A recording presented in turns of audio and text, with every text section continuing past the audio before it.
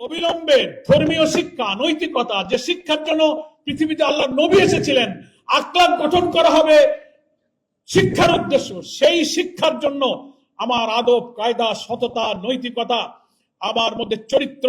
তিনি ডাক্তার হবেন, ইঞ্জিনিয়ার হবেন, রাষ্ট্রপতি হবেন, সেনাপ্রধান হবে, কিন্তু তিনি দুর্নীতি করবেন না, মিথ্যা বলবেন না, হারাম খাবেন না, জেনা করবেন না, ব্যভিচার করবেন না। সৎ রাষ্ট্রপতি, সৎ প্রধানমন্ত্রী, সৎ সেনাপ্রধান, সৎ বিচারপতি হয়ে গোটা রাষ্ট্রকে তারা চালাবে।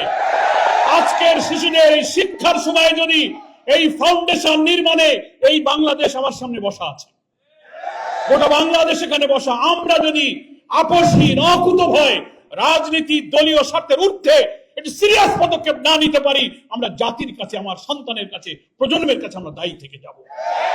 আমি আজকের এই উদ্যোক্তাদেরকে ধন্যবাদ জানিয়ে বাংলাদেশ জামাত ইসলামীর পক্ষ থেকে এই আন্দোলনে সর্বাত্মক সহযোগিতার অঙ্গীকার ব্যক্ত করে আমার বক্তব্য শেষ করছি। আল্লাহ হাফেজ। বাংলাদেশ জিন্দাবাদ।